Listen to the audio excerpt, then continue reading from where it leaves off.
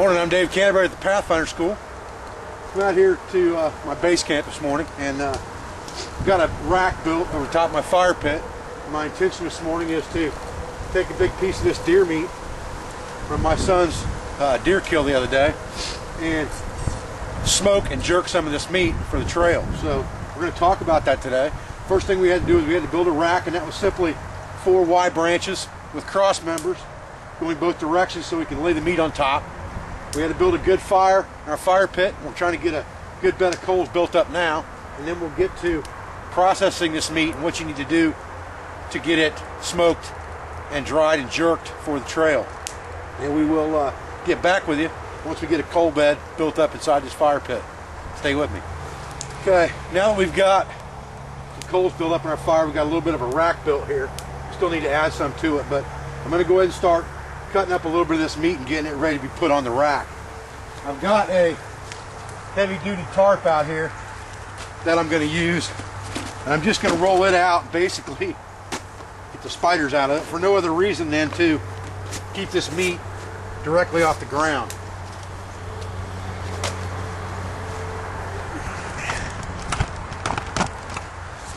Now all I really want to do with this meat is thin slice it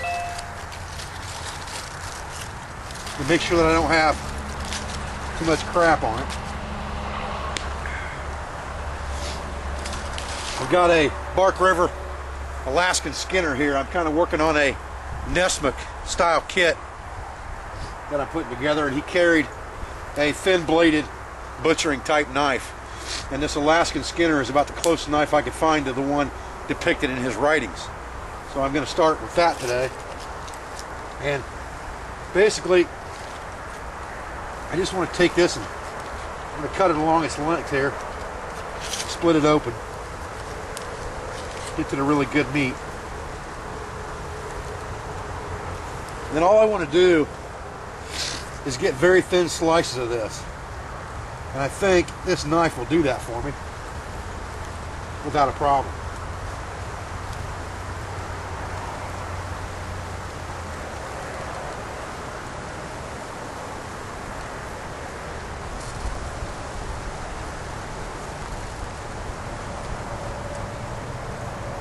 You can see that that piece is no more than about 1/8 of an inch thick, and that's what I want. I'm going to set that aside for a minute, cut a few more off of here.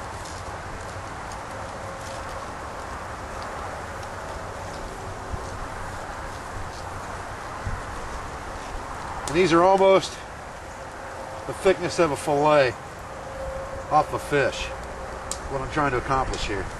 Now you do not want fat on this at all, so if you have fat, you want to trim that off, because that will turn rancid. You don't want that. So any fat that you've got, you want to get rid of. Now what I'm going to do with these fillets is I'm going to go ahead and split these right down the middle, just like this.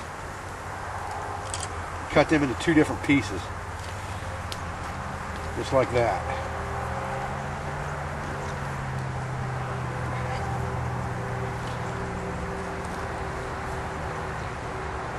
Again, making sure that I trim any fat off of there, even if it wastes just a little bit of meat.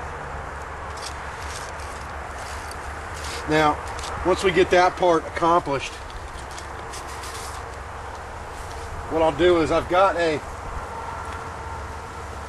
mixture of seasoning that I use with my meat when I do this, and it's really not a big secret. It's just some seasoned salt, some garlic pepper.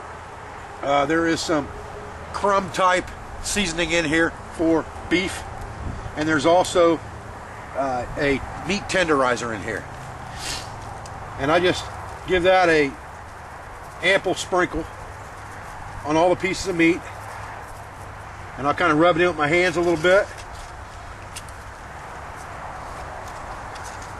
That's the other good thing about working on this tarp, is I can rub this stuff into it real good. I'll flip these pieces of meat over, rub them in to what's left on the tarp there, sprinkle it again, and rub that in real good. I'll let that sit for 3 or 4 minutes, just kind of soak up into the skin before I put those over my fire. And I'll process some more cuts off of here and we'll get back to you.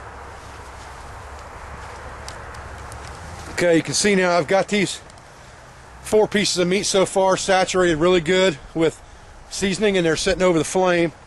And you don't want this flame to get up on your meat really, because all you want is the heat. And this is not something you're going to accomplish in a couple hours. It takes several hours to smoke and jerk meat. So we're going to be out here pretty much for the day doing this and tending this fire. We're going to get some more meat cut up and put on the fire, and we'll get back to you when we get that accomplished. We're going to have to extend this rack all the way over. Now if my fire starts to flame up a little bit while I'm doing this, I'll just reach in and spread my coals a little bit, drop them flames down, because I don't want this meat to cook. That's not what I'm looking for. And by throwing wet wood on top of the fire, that'll help the smoke and also help to keep the flames down at the same time. Okay, you can see our meat starting to turn a little bit dark color, and that's what we want. That real dark red, dried out looking color like that's what we want. We'll flip that meat here in a few minutes. You can see the piece that we put on later still are limp and kind of wet looking, but those dried out pieces over on this side will be ready to flip real soon. And we'll flip those over, and it's just a slow process of keeping your fire going, tending your fire to make sure the flames don't get too high. Put some wet wood on it, wet leaves now and then to keep the smoke up, and it's all part of the process. Okay, I just turned all this meat, stoked my fire up a little bit. It was getting down to an ash pile. Went out and stalked around a little bit looking for a rabbit or a squirrel for lunch. I can eat some of this deer meat, and I've got some rice with me, but thought maybe I'd find something wild, but that's okay. If I don't, I don't. My flames are getting high again. I'm gonna have to watch that. When that happens, you just gotta kind of spread your fire out a little bit, knock the flames down, keep your eye on it best you can. Don't walk away from your camp with flames. It's okay to walk away with smoke and smoldering ashes, but don't walk away from it with flames. It might ruin your meat. Well, we're sitting here today smoking this deer meat behind me here, and I'm getting some warmth on my back off the fire. I wanted to discuss for a minute with you guys Nesmik, and I don't know if you're familiar with this book. Most of you probably are. If you're not, it's well worth the reading. You can download it on the internet for free, or you can purchase the book through Amazon.com, I believe. It is called Woodcraft and Camping, and it was by a man named Nesmik. It was written in the 1800s, and he was a woodsman of sorts that tramped about a lot in the Adirondack area of upstate New York. He was a very wise man, and I think a lot of his writings are worthy, and a lot of his teachings are worthy of looking at to understand what it took to be self-reliant in a woodland situation. Now, Nesmik was a big-time fisherman.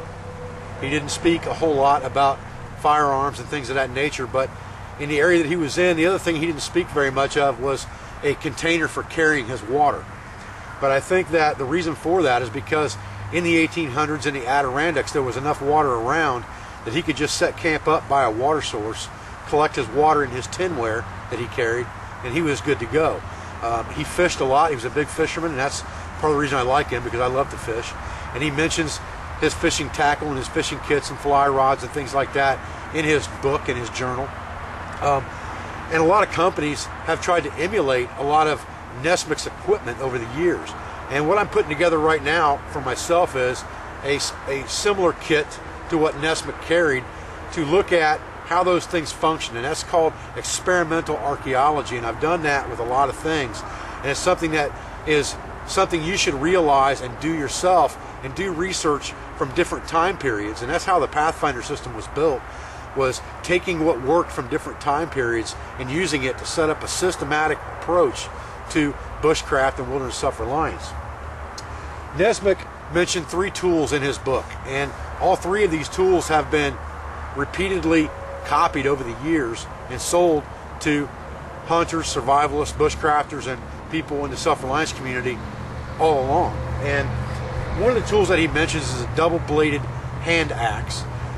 And the only company currently that makes an axe similar to this, that's shown in the plates within his book, is Marbles. And Marbles makes this axe.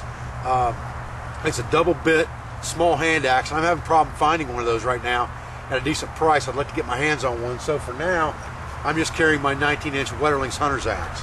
And that was one of the tools that Nesbitt mentioned. Now the other tool that he mentioned was a double-bladed bone-handled pocket knife. And what I found that's very similar to what he talked about for that type of tool is a Queen Cutlery. This is a Queen Cutlery number 39, and it has about a 4 1/4 inch blade here, and it also has a smaller blade of the same length that's made more for skinning tasks and filleting fish and things of that nature, more like a fillet knife blade. And a double-bladed pocket knife was one tool that he carried all the time. Now, of course, in that time period, they had not invented yet the multi-tool. So that was kind of his multi-purpose, small camp task blade. The other blade that he mentions is a butchering style knife, which looks very, very similar to this in the plate. And I believe that this knife by Marbles Knife Company was copied after that knife, and this is called their Alaskan Skinner. It is a stag-handled knife made in the United States. It's got a fairly thin blade. You can actually bend it. And the blades that we talked about when we were talking about the discount bushcraft kit, we talked about some of the Green River and Old Hickory style butcher knives that were very similar in shape and blade thickness to this knife. And I picked this knife up just for this purpose, to kind of try it out in my Nesbitt style kit. So those three tools were all that Nesbitt carried according to his journal.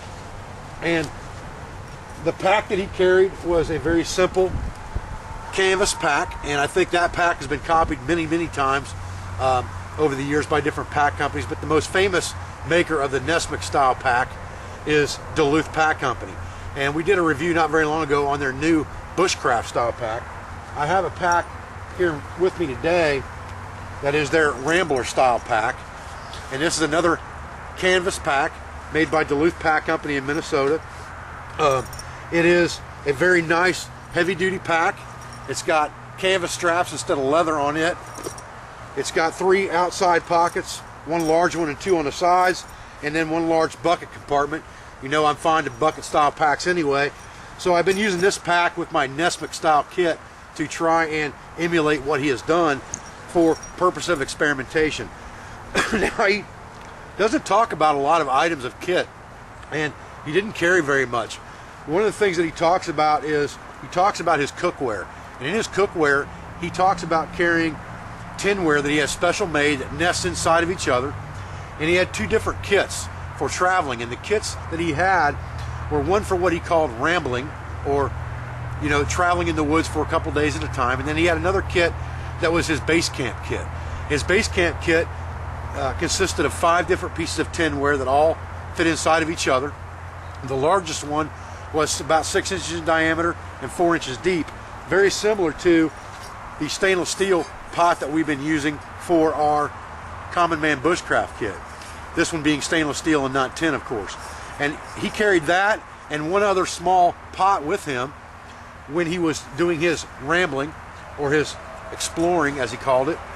And I believe that this and a small cup that fits on the bottom of a Nalgene bottle, of course nowadays we have no choice but to purify our water. We don't have the luxury of just going out like Nesbitt did and collecting our water, or the 18th century woodsman did, of just collecting water out of a local stream and drinking it safely. So we have to carry our water, and I believe that, you know, a Guyot Design 32-ounce backpacker model that fits inside a nesting cup and this pot is probably all I would need to emulate or to practice with the same style kit that Nesbitt had. So that's what I'm going to carry in this kit.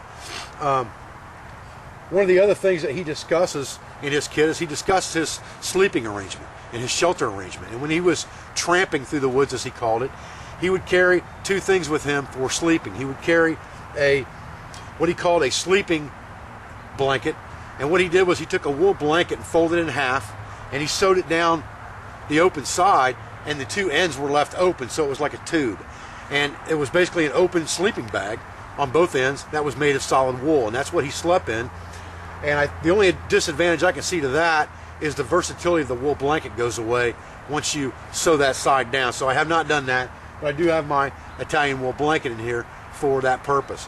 The other thing that he describes for his shelter and sleeping arrangement is he talked about his tent cloth or his tent tarp, which basically was an 8x8 tarp configuration, probably made of oilcloth in that time period, which would have been fairly heavy. I think he described it as 6 to 8 pounds. I believe that what I'll use is probably the Pathfinder tarp, which is 7x7 Silnai, but it will work for the same type purpose, and I'll use that in my experimental kit. So with that said, the other thing that I want to talk to you about is what he called his ditty bag, and we'll get back and we'll talk about that in just a second. I'm going to go over and tend my fire on my smoking deer meat over here, and we'll get back to you.